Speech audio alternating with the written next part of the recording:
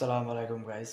যে যেখান থেকে ভিডিওটা দেখতেছেন প্রচুর পরিমাণ শেয়ার করবেন। আমি একটা প্রবাসী হয়ে একটা কষ্টের কথা বলতেছি। আমি যাবৎ 3 দিন ধরে বাড়িতে কথা বলতে পারতাছি না। এই কারণে কিছু হলে সরকার নেট অফ করে দেয়।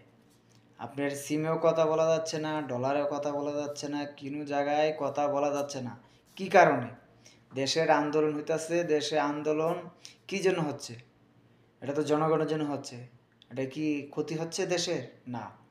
এটা দেশের ক্ষতি হবে কিভাবে? সরকার চাইলেই এটা মিটাইতে পারে, কিন্তু এটা সরকার চাচ্ছে না মিটাইতে।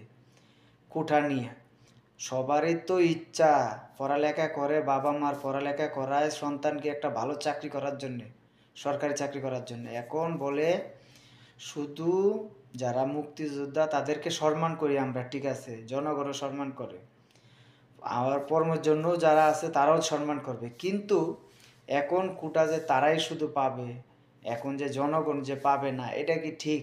না, এটা বেঠিক। এখন যারা আমরা প্রবাসী আছি, লক্ষ লক্ষ প্রবাসী আছি, তারা যদি 1 মাস, বেশি না, একটা মাস যদি টাকা না পাঠায়, দেশের কি অবস্থা হবে এটা বলেন। এই প্রবাসীদের জন্য কি করছে সরকার সেটা বলেন।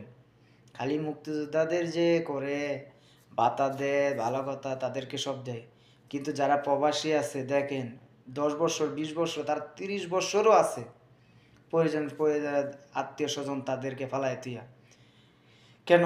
তাদের জন্য তো সরকার আগায় না। এই যে দেশে দেখেন, আমি ফিঙ্গার দিছি, ফিঙ্গারে ঘুষ ফিঙ্গার দেওয়া লাগছে। পাসপোর্ট বানাইছি, পাসপোর্টের টাকা লাগছে আমার ঘুষ দিয়া।